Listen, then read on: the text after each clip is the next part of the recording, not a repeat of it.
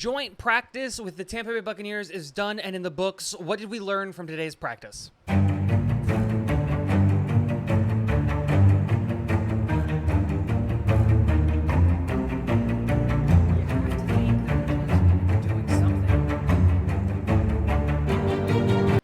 Today's practice was a story, again, of offensive line struggles, and we're going to talk about all of those things and all of the news that came out today at New York Jets practice. What is going on, guys? Welcome back to Talking Jets with Tigo. My name is Tigo, and we'll just start here when we're regarding and talking about the practice that the New York Jets held and hosted when the Tampa Bay Buccaneers came over. As we all know, they canceled day 2 of practice, of joint practice, so they will not be practicing together tomorrow, which after today's performance, specifically on the offensive line, kind of makes a lot of sense and is kind of good for this football team. Now, before we talk about all of the offensive line woes, we do have to talk about the fact that we're still missing Dwayne Brown in the offensive tackle room. He's at practice, walking up and down the sideline. And I don't think that there's any concern from the staff or from Rodgers or from really anybody involved that Dwayne Brown isn't going to be ready week 1. I think that the expectation is that DB will be the starting left tackle week 1. And I think at this point in time, it's just kind of like a handshake agreement saying, you know what? We know that you're a pro. You're 1 year removed from a Pro Bowl. You don't need to be taking these reps at practice, especially with how physical the position has been, and what you did for this team last year. Take as much time as you need. Come back as slowly as you need. We'll slot you in what seems to be like after the Giants game, and then you'll get a full week of practice with the ones, and we'll get you ready for the Buffalo Bills game. I honestly think that that seems to be the plan when it comes to the left tackle and that position for the offensive line. We all know it's Dwayne Brown's job. But the problem today wasn't that Dwayne Brown wasn't practicing. That's always going to be a problem, especially when you keep rotating left and right tackle with Max Mitchell and Billy Turner. But the real big problem in today's offensive line was there was no AVT, who was dealing with his, I think it was an ankle or a back, or I don't know exactly what the injury is. So he's day-to-day. No Laken Tomlinson, because he's dealing with, I believe, a back. So we're missing both of our guards.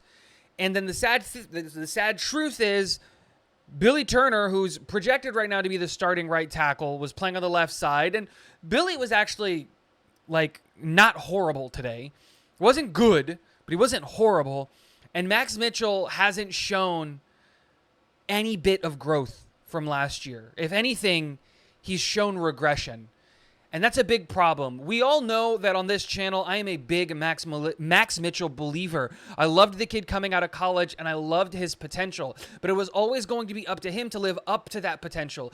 And right now, he just isn't showing the capability or the ability to play tackle at an NFL level at all. And that's a concern because he was brought in to legitimately compete, and I believe this, for a right tackle job this year. He was supposed to be a 1-year redshirt kind of guy, get his foot under him, get his weight under control. He had to put on weight, and then he was going to come in and legitimately compete for a right tackle job this year. We all know the situations that led to him starting last year, and last year he didn't look bad. But this year he looks atrocious, and it's a problem because now we're in a situation where, okay, we've got 4 of the 5 positions on the offensive line solved. But the right tackle, we have no idea who's going to play. And right now, it doesn't seem like there's a solution there. The good thing is Robert Saleh in his press conferences and Mekhi Becton with everything that he's saying online and in press conferences and everything shows and says that he's willing to play right tackle. And tomorrow at practice, Mekhi Becton will be getting reps at the right tackle spot. Now, the one thing that I have a concern about with the whole Mekhi Becton on the right tackle has nothing to do with Mekhi Becton and his ability to play right tackle or the knee. I think the knee is fine. We've seen that. I think he's building comfort in that knee, and everything that's going on is projecting that Mekhi Becton should be the starting right tackle for this football team. The problem is the contradictions in what Robert Saleh is saying in terms of getting Mekhi Becton reps with the ones. Why isn't he getting reps with the ones? And Robert Saleh's exact points were, well, he needs to show that he can play for a full game and that he can get through full practice and that the conditioning level, and I don't need to see him actually playing for a full game. You can tell with the conditionings, play in and play out. And then I come back to the situation, into the conversation that goes, well, what else does Mekhi Becton need to show? Right? Okay, week one, that first preseason game, the Hall of Fame game, he played 7 snaps. That's a problem. Then against the Carolina Panthers, he plays upwards to 30 snaps and then wants to finish out the game. He got pulled, not because he got hurt, because he was tired, because he couldn't keep up, but because the coaches pulled him. And then at practice, when they're rotating left tackle and right tackle, Max Mitchell goes down for a couple of snaps with the ones. So Mekhi Becton steps in and goes and takes reps with the ones, continues to take reps with the twos once the twos comes on, and then continues to take reps with the ones when the ones come back on before being replaced by Max Mitchell again. And it seems like from what we got from Hard Knocks yesterday that Aaron Rodgers is probably Mekhi Becton's biggest supporter and wants to see him out in the field, and he should, because Mekhi Becton is arguably one of the, if not the best tackle we have on the roster when fully healthy.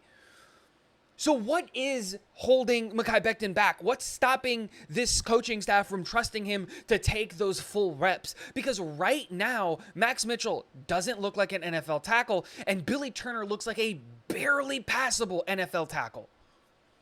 If Mekhi Becton is winning a majority of his reps and doing all of those things, when is he finally going to get his look? It's a question that we're going to have to find the answer out to sooner rather than later. But the good thing is it doesn't seem like anyone's in a panic in the building.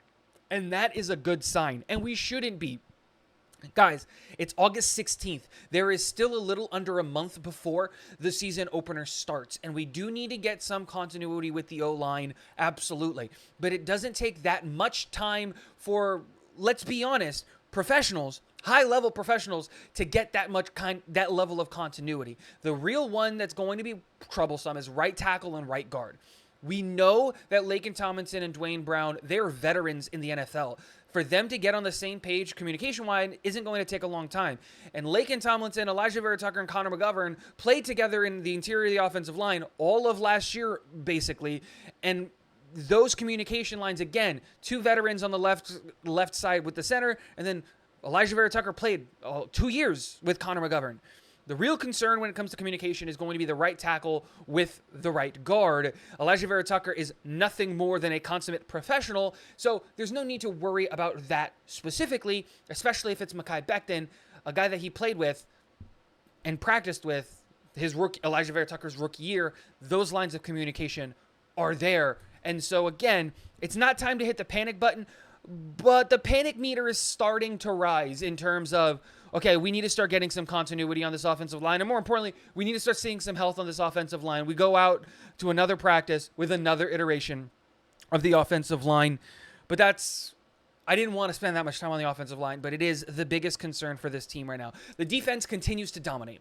The Tampa Bay offense could not get anything done today. They were having to scheme for the defensive line, and so many plays that, like, obviously the same thing was happening to the Jets, but so many plays should have ended in sacks that, like, obviously you pull up, you don't hit the quarterback, that were able to let them get their, like, secondary and not their secondary, but their wide receivers and tight ends open to all of those things. But so much penetration was happening, so much winning off the edge and speed. Our defensive line is going to be a problem for a lot of people in the NFL, and that's absolutely phenomenal. Garrett Wilson was back at practice today running full speed reps, and gosh, Aaron Rodgers was absolutely right when he said that 17 is special and that you got to give 17 another tick, because there was so many times where Garrett Wilson just pulls some magic out of his butt, gets open, and then makes a guy miss to get the extra yardage. He truly is special. And I think the biggest thing that we can take away from the offense in a positive light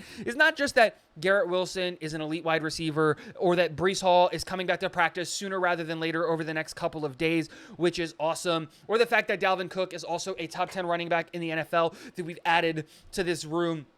It's the fact that when we were able to watch 7-on-7s, where there was no pressure coming, it's just wide receivers against coverage and all of that, the offense was electric. Zach Wilson was making good passes, and Zach Wilson probably had one of his better days in practice again, continuing to stack these good days and good days and good days. I'm really happy for him. And Hard Knocks and all of these practices are going to turn some of you guys into believers of Zach Wilson again. Stocks going up, and it should. But all of that being said, one of the things that really made me feel comfortable with the direction this offense is going is the fact that on 7-on-7 drills, we didn't see a bunch of issues in terms of, guys not getting open or not being able to hit the pass or inaccuracy in the passing game or anything like that. No, guys were able to get open. Guys were able to shake free. Guys were able to make those contested catches in those scenarios. And the real linchpin of what's causing our offense to struggle in 11-on-11 drills is the offensive line. And just that's the reality of the situation. So if we can get this offensive line fixed, which again, there's reason to believe that we can, right? We're missing a ton of starters. Our starting left tackle isn't playing. Our starting left guard and right guard didn't play. And all the question marks at right tackle. But here are some of the things that we can look at as positives. Keith Carter and Nathaniel Hackett aren't stupid. You can see, again, in the Carolina Panthers game, you saw that they came up with a plan to deal with that pass rush, and they executed it perfectly. And Zach Wilson had more than enough time to sit in the pocket, to make his plays, and to execute that stuff. Now, you're not going to show those things in practice. You're not going to try to come up with a game plan for practice. In practice is where you're allowed to mess up. Take these one-on-ones and lose, and hopefully get better from those losses. The problem is the getting better part. But also, in-game situations, you can line up tight ends on the outside to help chip blockers and to do those things that you wouldn't do in practice, especially against another team. You don't want to put that tape out there because, again, these tackles should be able to win one-on-one. In-game situations are much, much different than what happens on a practice field. And so there is a little bit of a not like it's, you can trust the offensive coaching staff a little bit, way more than you could have last year. Keith Carter knows what he's doing on the offensive line and has created some very good offensive lines as his time as an offensive line coach. And Nathaniel Hackett knows how to protect and knows that he needs to protect Aaron Rodgers to get him to that MVP level of play. And so, again, it's not time to hit panic on the O-line. It's not time to do any of those things. But we've got a lot of things to work on, and we've got a little bit under 4 weeks to work on that stuff. Another thing that I thought was really, really interesting about today's practice was that it was insanely chirpy. Lots of fights. Even a coach getting hurt, got hit with some friendly fire, according to Robert Saleh, got hit by his own player in running up and in the scrum, and he got a helmet. I think a helmet hit him or something along those lines. Again, I don't understand the whole pushing and shoving and all of that stuff. When it gets to a point to where it's happening every other play, that just seems excessive. Practice should get chirpy, and practice should get, violent and aggressive because you want to carry that into the football game. I said that yesterday, but to the level that it was today was absolutely ridiculous. Like, why are you throwing punches in practice if you can't throw punches in the game? And that's what we're seeing in practices like recently, and that's a problem. That's a problem. Pushing, shoving, getting in each other's face and talking smack, that's fine. But you shouldn't be clearing the benches every other play. That's where it becomes a problem, and that's where it was a problem today. Let me know what you guys think about practice today. What do you expect over the next couple of days in terms of, New York Jets practice and getting ready for the Tampa Bay Buccaneers on Saturday? Let me know all of those things in the comment section below. And last but not least, go Jets.